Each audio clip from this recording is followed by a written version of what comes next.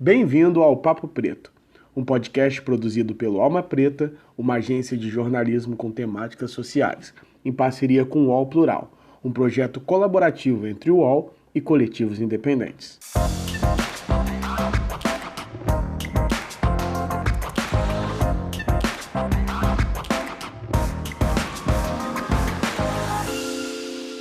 Salve, salve, galera. Boa tarde, bom dia ou boa noite. Meu nome é Iago Rodrigues e nós começamos agora mais um Papo Preto.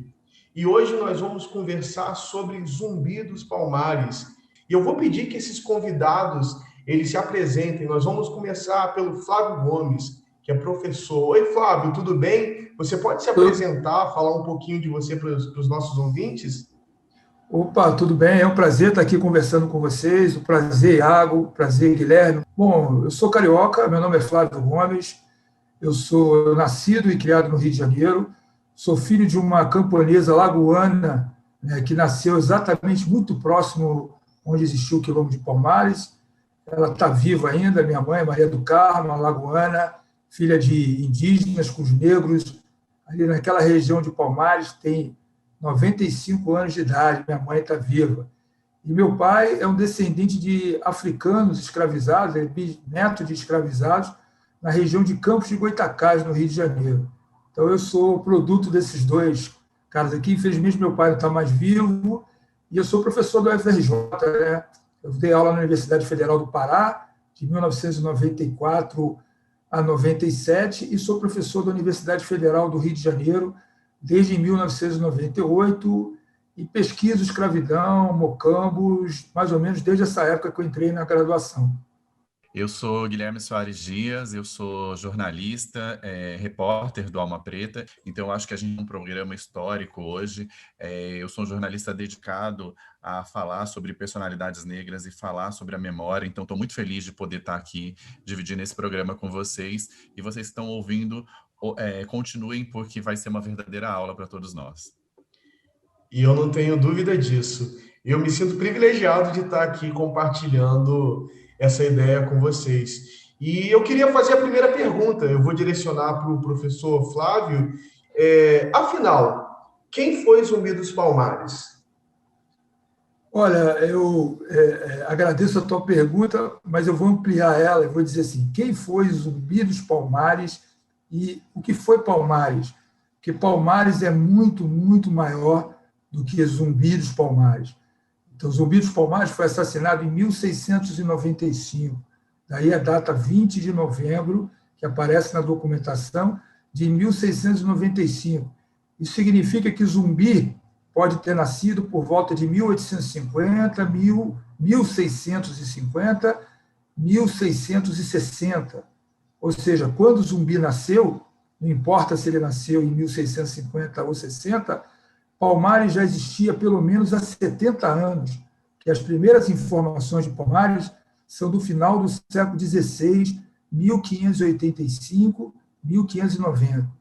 E quando Zumbi foi assassinado, Palmares continuou existindo. As últimas indicações de Palmares na documentação colonial, até agora coligida, porque a pesquisa nunca termina, novos documentos, novas evidências aparecem, a evidência de populações indígenas estacionadas onde é hoje, a Serra da Barriga e as serras em volta, até 1753. Então, entre o assassinato de Zumbi e as últimas informações que nós temos sobre Palmares, ainda temos mais 60 anos. Então, Palmares é muito maior, né? Muito, tão grandioso como Zumbi. Agora, a sua pergunta, eu tenho que dizer, Zumbi foi um dos líderes de Palmares. Talvez o mais importante líder, mas não único. Né? O muito conhecido que antecede a Zumbi é Ganga Zumba, que chega a fazer tratados coloniais importantíssimos com as autoridades coloniais, porque nós temos o quê? Evidências de, na Jamaica e para o México, de tratados coloniais entre autoridades e os fugitivos, diante do quê? Da impossibilidade de acabar com os fugitivos. Então, o tratado que o Ganga Zumba faz para manter a paz em Palmares e o controle do território é algo também importante. Mas as evidências que nós temos hoje sobre Zumbi é que ele teria nascido em Palmares. Essas são as pesquisas mais que as pesquisas com maior força que nós temos, pesquisa realizada pelo historiador gaúcho Décio Freitas, que lança uma hipótese, embora a documentação que ele colige, que ele encontra, nunca foi necessariamente reencontrada novamente. Isso não significa dizer que ele estaria mentindo, mas nenhum outro historiador fez a mesma pesquisa, localizou os mesmos documentos, mas as evidências que ele encontra, que ele sugere, são bem verossímeis. Zumbi teria nascido em Palmares e, numa das expedições contra Palmares, em meados do século XVII, ele foi capturado, levado para Porto Calvo, tendo ali ganho o nome de Francisco, criado por um padre. E, quando jovem, ele foge novamente para Palmares e ele ganha o quê? Ele ganha a liderança de Palmares em algumas batalhas, ainda no final dos nos anos 70, e já no final dos anos 70, logo após o Tratado de Cangaçu, o tratado de 1678, portanto, no início dos anos 80, Zumbi vai o quê? Vai se tornar o líder, ou o principal líder de Palmares. Veja bem, Palmares não era um único mocambo. Há evidência de pelo menos o quê? Uma dúzia ou mais mocambos de Palmares. O termo que era mais usado naquela época era mocambo, e não quilombo. Na documentação, o termo quilombo só vai aparecer em 1681. Só na década de 80, ou seja, Palmares já existia quase 100 anos, que vai aparecer na documentação colonial a nomenclatura quilombo. Antes era usada a nomenclatura mocambo. Isso é importante porque quase tudo que nós sabemos sobre Palmares, sobre os mocambos, sobre os quilombos, foram produzidos por aqueles que queriam destruir Palmares. Então, isso significa que a gente tem muitos espaços de interpretação, perguntas e questões para saber sobre Palmares e os seus líderes a partir das suas próprias perspectivas. O que a gente sabe hoje é fundamentalmente produzido pelas autoridades coloniais que queriam destruir Palmares. Então, Zumbi vai ser um grande líder, vai ser caçado depois das grandes expedições a Palmares em 1694, e finalmente, finalmente no sentido de que essa era a grande expectativa colonial, ele é encurralado e assassinado em 1695, em novembro. Inclusive, uma documentação sugeriu, equivocadamente, de que ele teria se suicidado, se lançado de o quê? De um dos lugares da Serra. Mas novas pesquisas, o próprio Décio Freitas e outros, investigaram e chamaram a atenção que houve, de fato, alguns quilombolas encurralados que se precipitaram, talvez algumas lideranças, mas não foi o caso de Zumbi. Zumbi permanece na Serra da Barriga e finalmente é localizado e assassinado em novembro de 1695. Essa é praticamente o que a gente tem sobre Zumbi. E por que vocês acham que essa história de Zumbi foi importante para a resistência do povo negro que estava escravizado e deve ser lembrada até os dias de hoje? Olha, na dimensão estritamente histórica, do passado colonial, que eu acho que existem várias dimensões, nós podemos levantar várias dimensões sobre a importância de Palmares e dos mocambos. Eu quero levantar uma dimensão histórica colonial. Palmares é considerada a maior comunidade de escravos fugidos nas Américas. As comunidades de escravos fugidos nas Américas foram processos hemisféricos. Onde houve escravidão nas Américas, México, todo o Caribe, toda a América, houve o quê? Houve fuga de escravos se organizaram em comunidades, e muitas dessas comunidades se reproduziram décadas e décadas. Entre as maiores comunidades de escravos fugidos nas Américas está Palmares. Uma outra grande comunidade que existe até hoje na Colômbia é a comunidade de San Basílio do Palenque, também conhecida como uma grande comunidade. Então, isso já mostra o quê? A importância de mundos coloniais. Eu gosto muito de usar, e eu tenho que identificar a expressão Américas Negras, que o Roger Bastide usa, dentro das Américas Negras. Palmares é a maior comunidade. Nunca houve uma comunidade com tanta longevidade e uma densidade populacional. As indicações coloniais chegaram a sugerir que Palmares teve 20 mil a 30 mil habitantes. Mesmo que a gente coloque a metade disso, um terço, significava, para o século XVII, uma grande vila, uma grande comunidade. Mesmo se nós considerarmos que Palmares teve, por exemplo, só 5 mil habitantes, portanto, um sexto desses 20 mil, né, significa que Palmares era maior do que muitas vilas no século XVII. Né? E o tempo que Palmares dura, primeiras indicações, como eu disse, no final do século XVI e as últimas indicações em meados do século XVIII. Então, são quase 150 anos de existência de uma comunidade fugitiva que consegue se reproduzir no tempo, que mantém uma estrutura econômica, cultural, porque Palmares, fundamentalmente, foi uma recriação dos africanos no Brasil, porque tem mistura com populações indígenas, tem 2, 3, 4 gerações diferentes que nasceram em Palmares, a contínua entrada de queijo africano. Então, Palmares foi muito importante. Isso do ponto de vista histórico. Do ponto de vista, eu diria, contemporâneo, Palmares começa a aparecer, né, na literatura negra, digamos assim, do início do século XX. Aí nós não temos mais escravidão. Digamos assim que Palmares pode ter ficado silenciado, esse pode ter ficado, é importante. Por quê? Porque para as populações camponesas negras, né, de Pernambuco e depois de Alagoas, a imagem de Palmares pode ter permanecido. Estou lembrando agora de lugares como Pajuçara, que a minha mãe sempre comenta do lugar. A minha mãe, que nasceu naquela região, falava sempre dos negros da mata. Olha, eu lembro que eu era moradora do engenho e pareciam ali para negociar negros da mata. Há indicações que, na cabanada, né, os papamés poderiam ter sido descendentes de antigos fugitivos de Palmares. Significa dizer que esse silêncio sobre Palmares, ainda na escravidão, significa o silêncio das fontes.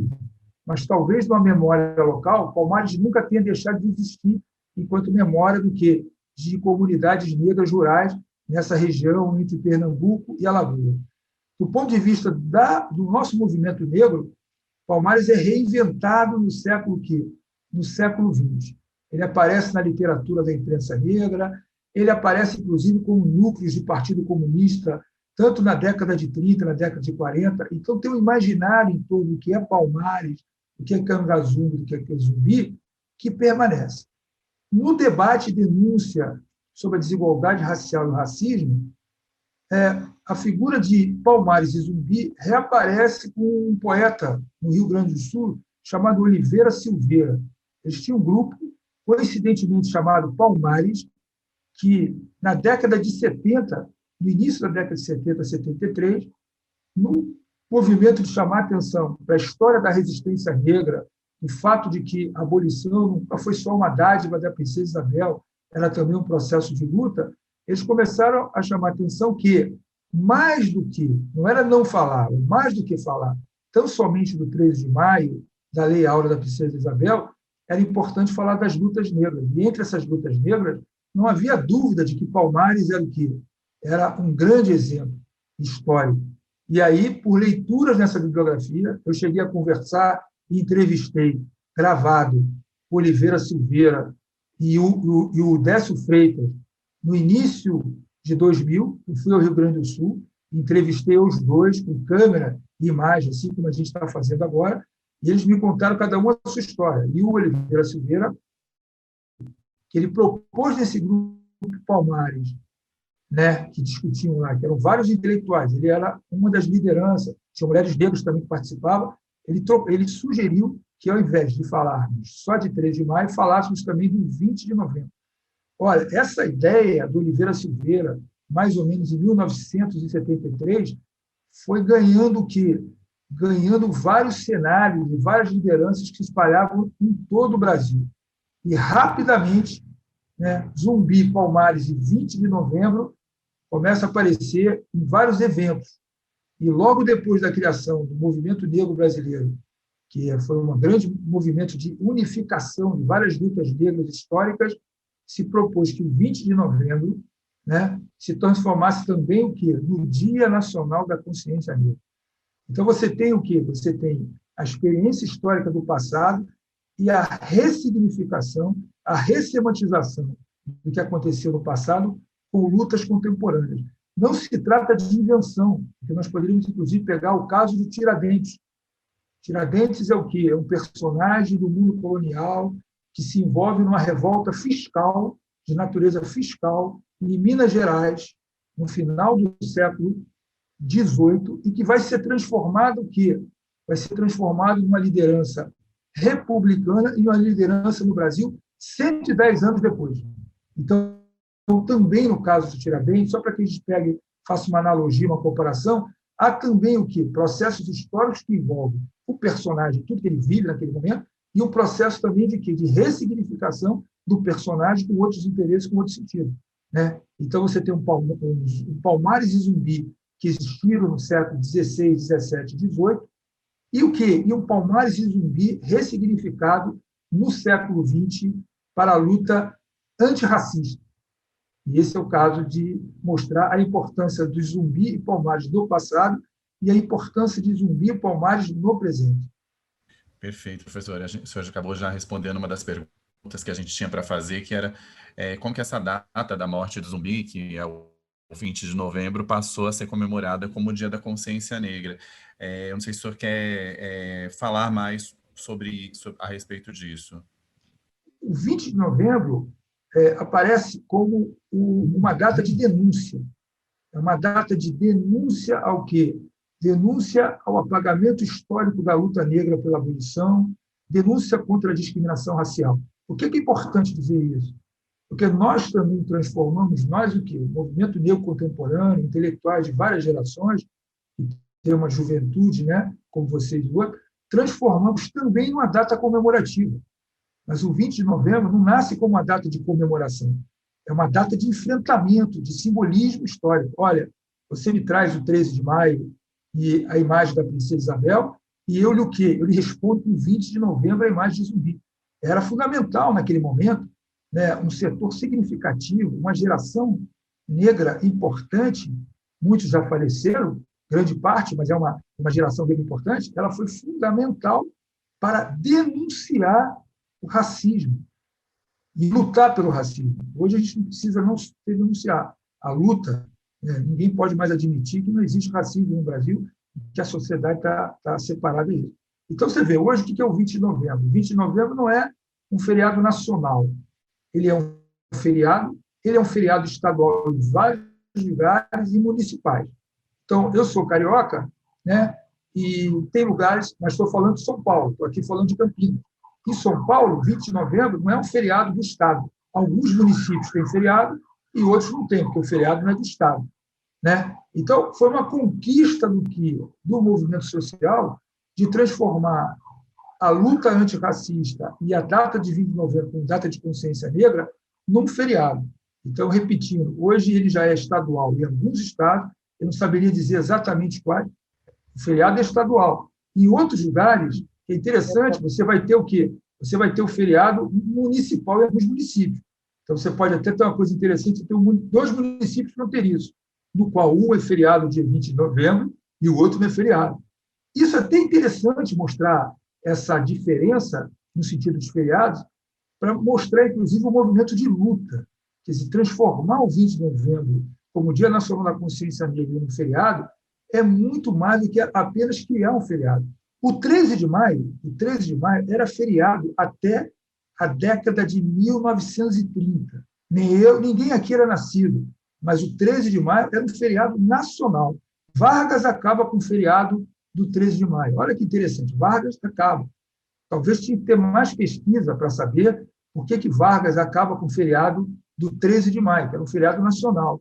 Mas o movimento social, ou os movimentos sociais, o que imprimiram um debate, uma reflexão, que faz com que hoje, 20 de novembro, seja um feriado em várias partes do Brasil, tanto que estaduais como municipais. Acho que isso mostra a força de um debate que mobiliza a sociedade como um todo, né? Não só os setores negros da população, que a questão é essa, inclusive, fundamental. O racismo não é um problema dos negros. O racismo é um problema da sociedade brasileira, que só poderá Só poderá atingir democracia e igualdade quando o quê? Quando eliminar as diferenças não só sociais, mas fundamentalmente as diferenças raciais. E a história do zumbi, ela é muito rica e cada vez mais que a gente descobre, a gente tem vontade de estudar mais e saber mais. Apesar dessa história de resistência e importante para o povo negro, como a gente tem ressaltado aqui, tem pessoas que criticam o que teria sido a atuação de Zumbi. Algumas pessoas apontam que ele não teria existido, apontam ele como um mito, outras pessoas apontam que ele teria sido dono de escravos, ele teria escravizado pessoas. Eu queria que vocês pudessem desmistificar, tirar essas fake news que espalham por aí sobre Zumbi, e pudessem contar um pouquinho qual era, de fato, a realidade em relação à vida de Zumbi. Olha, vamos lá.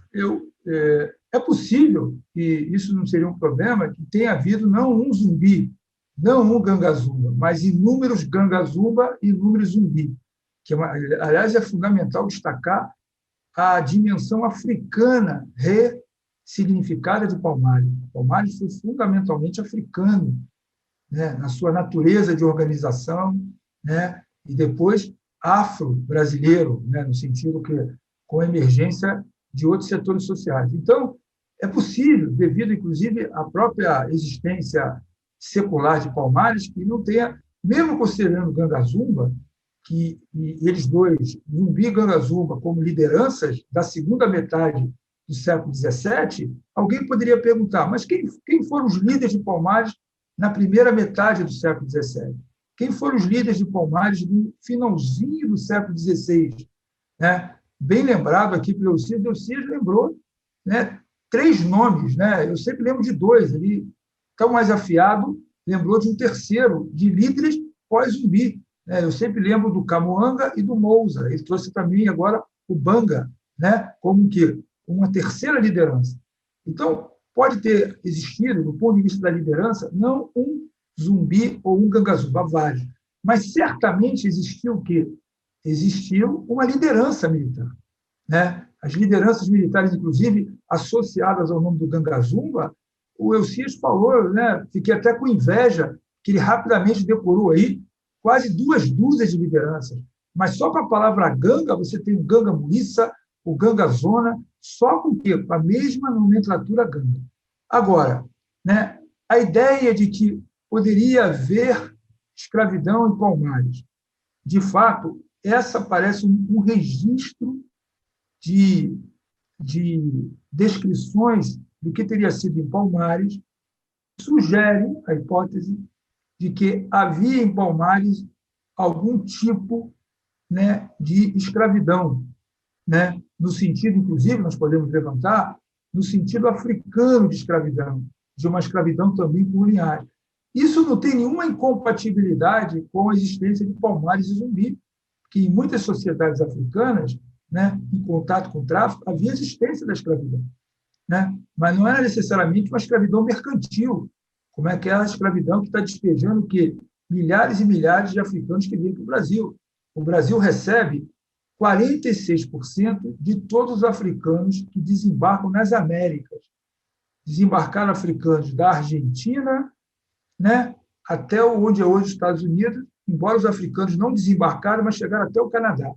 De todos os africanos que saíram do continente africano, vasto, múltiplo, e chegaram nas Américas vastas e múltiplas, o Brasil consome, no sentido de que devora, no sentido da mortalidade, quase a metade dos africanos. Né? Então, essa dimensão africana vai aparecer em Palmares, vai aparecer, inclusive, nessa possibilidade de ter havido algum tipo de escravidão, né, de linhagem. Né? Há uma sugestão, inclusive, que na segunda geração, né, que o escravizado aí não seria aquele que nascia em Palmares, mas aquele que chegava a Palmares, um novo fugitivo. Mas isso são hipóteses. Quer dizer, não importa agora a gente ficar levantando hipóteses contra outras hipóteses que querem, na verdade, desqualificar Palmares e Zumbi. É isso que está em jogo. Quer dizer, quando você está sugerindo, não você, Guilherme, quando alguém sugere que poderia ter havido escravidão em Palmares o objetivo é um só, é desqualificar a luta de Palmares no passado, portanto, para desqualificar o quê?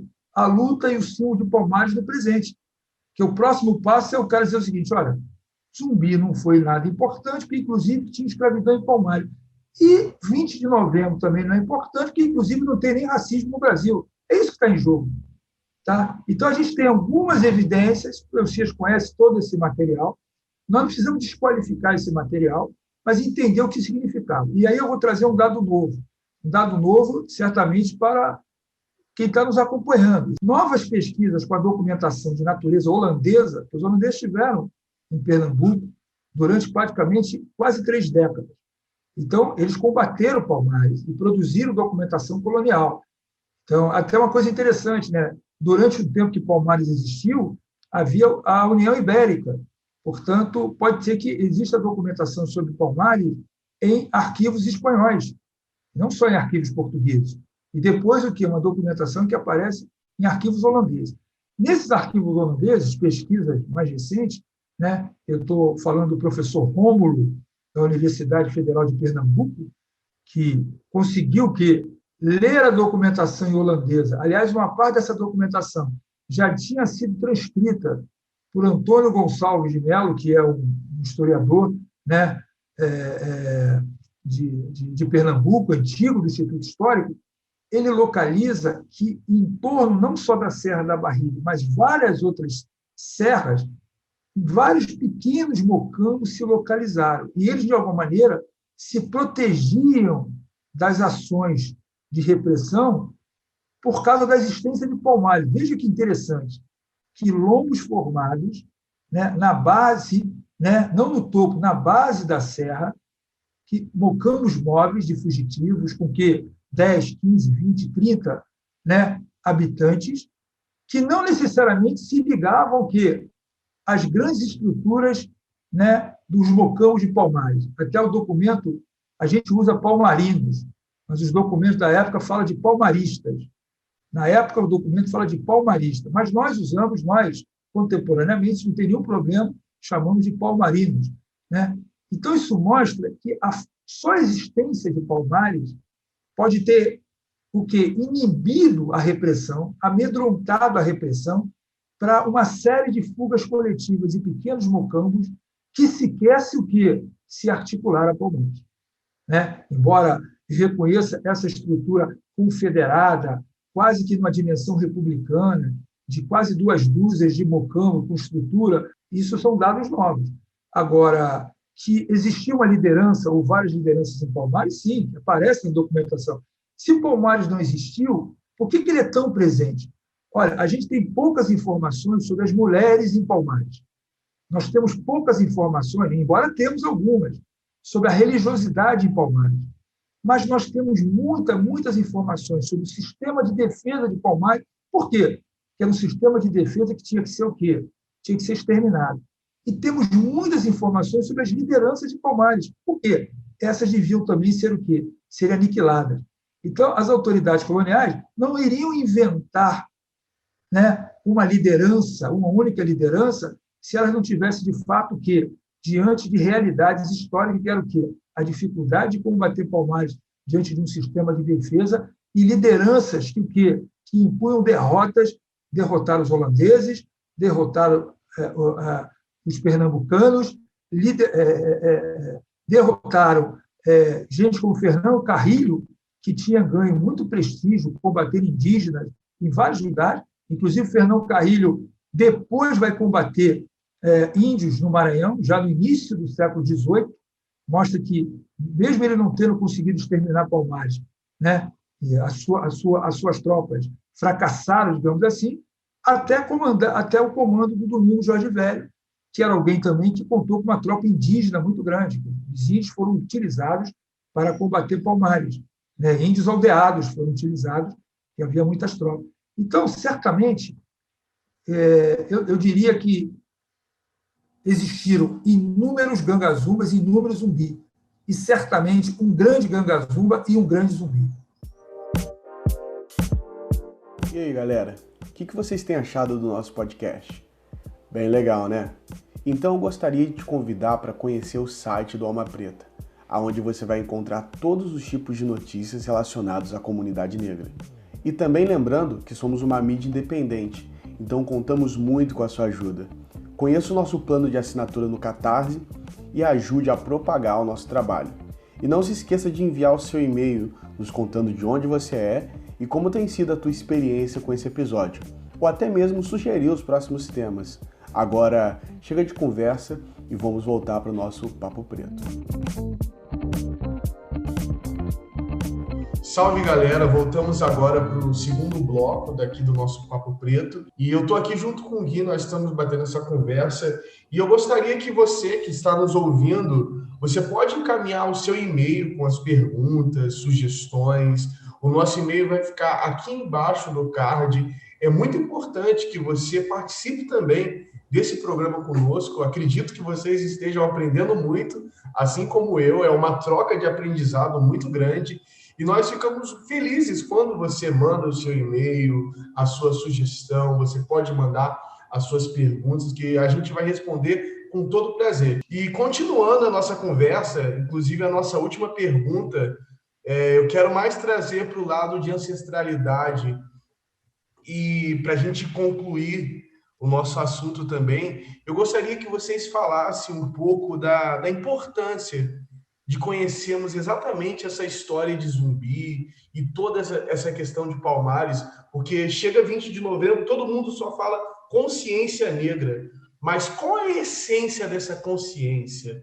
Olha, Palmares pode ter continuado ao longo dos séculos XVIII e XIX, pelo simples motivo, né? A legislação que definia quilombo, que surge só em 1740, a legislação que define o que é um quilombo, diz que é o seguinte, que um quilombo é 3 a 5 escravos ou cativos alevantados que podem ter ou não pilão. Pilão significa aí a capacidade de organizar uma economia. É isso que dizia a legislação, em 1740. Então, Palmares já tinha pelo menos aí 130 anos, 120 anos. Ora, considerando a quantidade de habitantes que via Palmares, a dificuldade de exterminar Palmares, não é difícil pensar como hipótese histórica, completamente histórica, não é romantismo, que Palmares tenha se espalhado naquela região. Talvez os fugitivos não foram em direção ao Rio Grande do Norte, porque havia ali uma barreira indígena. O Elcias conhece muito bem, inclusive é dos índios daquela região que são arregimentados tropas que contêm indígenas que vão atacar Palmares. Mas há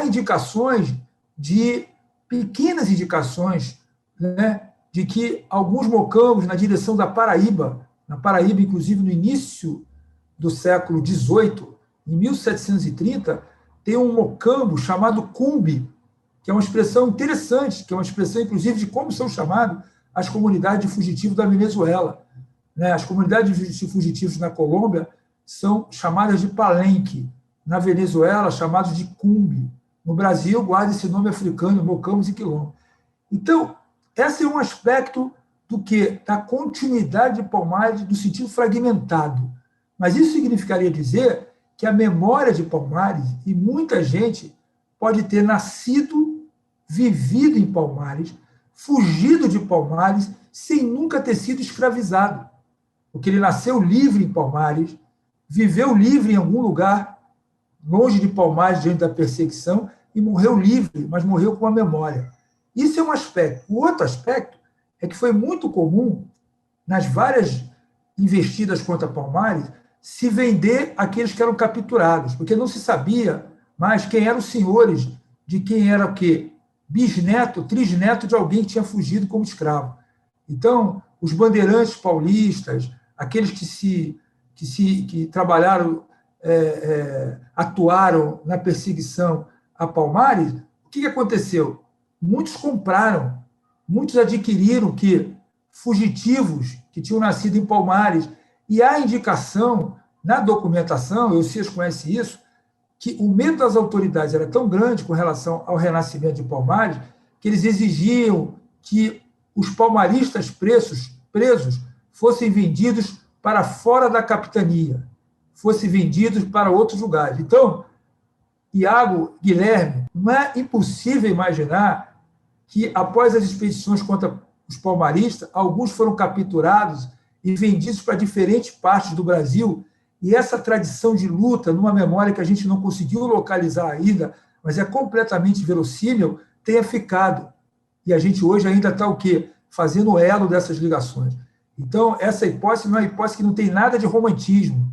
É o fato concreto de que, diante da perseguição de Palmares, pode ter havido uma fragmentação familiar e vários mocambos terem se formado e migrados para outra região, ou capturados de Palmares tenham sido vendidos para outras capitanias fora de Pernambuco. Eu acho que, com isso, encerra com a possibilidade histórica concreta de pensar que Palmares está vivo, no sentido que, de uma memória não só construída pela militância negra, os movimentos sociais e a luta antirracista, mas pela própria experiência do século XVIII e XIX, quando Palmares, a princípio, não mais existia. Acho que é isso. Eu só queria agradecer vocês dois por essa oportunidade da gente ouvir melhor e conhecer melhor a história de Zumbi, de Palmares. E agradecer, Iago, pelo convite também de participar do Papo Preto hoje. E a todos vocês que ouviram a gente até aqui, obrigado. Eu estou nas redes sociais como Guia Negro e até uma próxima. Bom, para mim foi um prazer aí. Aprendi mais ainda sobre Palmares, com a pergunta de vocês. Eu sou professor da UFRJ, tenho pesquisado escravidão.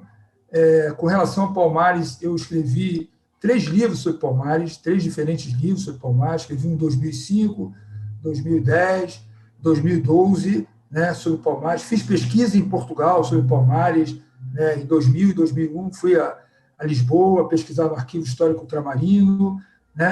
Enfim, eu sou um professor da UFRJ, sou um funcionário público e estou à disposição, quando poderia ser diferente, da sociedade brasileira como um todo. Qualquer um pode estar trocando com a gente, seja conhecendo os trabalhos, dialogando, como aluno na UFRJ, como aluno de pós-graduação. A gente está aí, agora também participando da Rede de Historiadores Negros, uma rede muito importante, que tem mobilizado um debate com praticamente mais de 200 intelectuais negros da graduação ao doutorado, num diálogo, numa troca de informações, troca de material, com rede de pesquisa, produção em outras redes e mídias negras.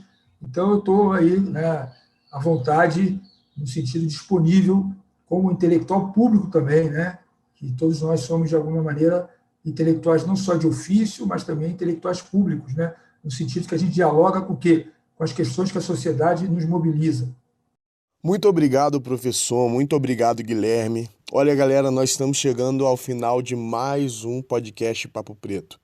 E a reflexão que eu gostaria de deixar para todos os nossos ouvintes é: o que representa o Dia da Consciência Negra para você? Não é um dia para se lembrar que nós fomos escravizados, um dia para se lembrar das nossas dores e lamentações, mas um dia para se lembrar quantas conquistas nós conseguimos até aqui, o quanto a nossa história é linda e maravilhosa. Então, o Dia da Consciência Negra é um dia de lembranças boas, não de lembranças ruins. Eu queria deixar essa reflexão. Na sexta-feira nós vamos ter um vídeo especial do dia 20 no nosso canal. Então, se você não é inscrito, corre lá e se inscreva. E valeu, galera. Até o próximo Papo Preto. Um abraço.